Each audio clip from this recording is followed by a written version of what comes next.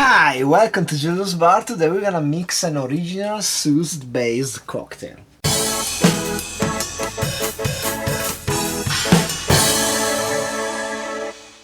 Well, I should have said Suze and Pineau de Charentes.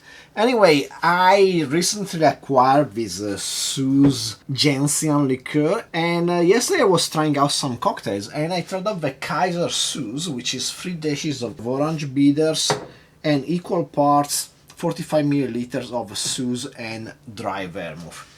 And I didn't like it. It was too much Suze for me. I can get a bit, I like the bitterness, but when it's too much it doesn't click with me. Also, I didn't think the dry vermouth was its best possible companion, so I went back to the whiteboard and I prepare my version of a similar drink. So let's get down to mixing. Let's get started with 3 dashes of orange bitters. This is the same as from the Kaiser Suze recipe, and then we go on with 15 milliliters of Suze. Again, I think this gentian liqueur tastes a bit like Crodino, if you know what Crodino is. Yes, this bitterness, and the bitterness is nice, but there is this flavor on top of it, which is... I don't know, maybe it's just my experience with the Crodino. Maybe I drank it when I was too little, and this flavor remained impressed in my psyche, and because it was bitter, now I don't like it very much anymore. Then we go on with Whitley Neil Blood Orange gin. I think you can use a normal dry gin, but I thought this orange gin works well in this context because, yeah, we double down on the orange flavor of the orange bitters. And it's gonna work just fine. And then we conclude with Pineau de Charentes. Pineau de Charentes is an aperitif from France. It's made from what I heard by pressing grapes into a juice and then adding some cognac to stop the fermentation, which kind of sounds like what we do with the sherry. But it's really different. I would think they add some other herbs or botanicals or something.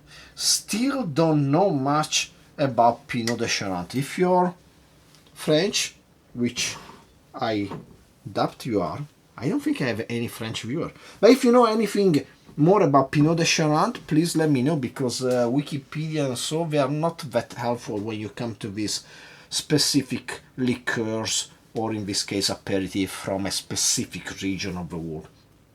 Anyway, let's get some ice for our mixing glass, and let's give this bad boy a stir.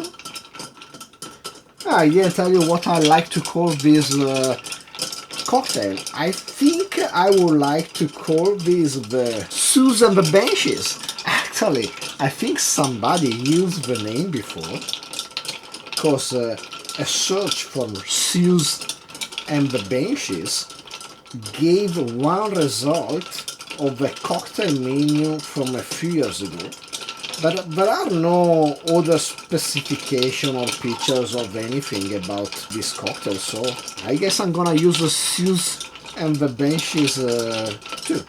I guess you need to have a pun on the Suze name, don't you? After all, this cocktail comes as an elaboration, a variation on the Kaiser Suze. Of course, Kaiser Suze being the famous character from The Usual Suspects, the one played by that actor we don't talk about anymore. And we also don't talk about him because I forgot his name. Kevin Spacey. Let's strain this in our chilled coupe.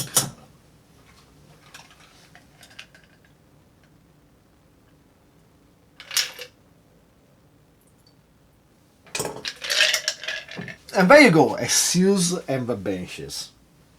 Cheers. The gentian flavor still jumps out of the glass. But I like this because on one side, by lowering considerably the amount of Siouxsie, it's not as strong anymore, even though it's the predominant flavor of the cocktail. On the other side, by using Pinot de Charentes, which is a bit sweeter and a bit more complex compared to, I would say, a dry vermouth, we gave more cover to the sharp Siouxsie flavor. The gin, in this case orange gin, but as I say, you can use a normal dry gin, just give structure, a base over which the other flavor develops, because otherwise we will be a bit lower, I think, on alcohol gradation. And of course we have the orange bitters that brings even more orange to the party. A wise thing that you could have done is to express some orange peel. I don't have orange, it's not the season, need a couple more months. Now all the oranges available are either crappy or they are not oranges, they are like mandarin hybrids, so not a good season for oranges. But I think an expression would have just worked well because it matches the flavor profile of the cocktail. This is bitter, it tastes a bit like an Amaro. Again, Siouxsie is the predominant flavor, but it's also relatively sweet and not too hard to drink. I like this. Actually, the only problem is that it might be a bit short. I would suggest you try this. If you like it, next time you make 1.5 portion for yourself.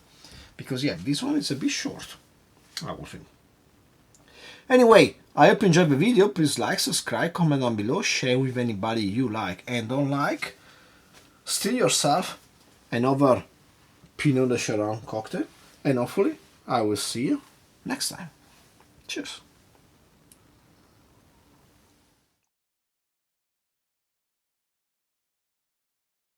So, Suze and the Banshees were this band from the late 70s up to the 90s. It was a pop, quirky, goth band from the UK, and until yesterday I called them the Siouxsie and the Banshees because I didn't know how to pronounce their name. Apparently just Susie. They are really quirky and good. I have only ever listened to one of their albums, the compilation with all the singles. But one thing I was surprised going over their Wikipedia page is how early they were. They came before many of the other introspective, introvert, dark band like The Cure, Joy Division. They influenced them, they influenced also stuff that came later like The Smiths. Yeah, they were just a pretty cool band. Also just like 3 people? Yeah, wait, we didn't have a bass player? Yeah, they were always 4 people. I don't know why in the video there are just 3 people. Maybe they were going through some formation changes. Anyway, I like that kind of music. You may say I'm a metal guy, but I like a few other different things which are not interconnected with each other. There are the things you like and you just like them. You don't need an explanation for that. You like some stuff, you don't like some other stuff. That's it, it's highly personal, and while we like to label things and give genres to try to explain ourselves to other people, what we like and we don't like is just what we like and what we don't like. De gustibus non est disputandum. Latin. Look, I speak 5 languages now or something.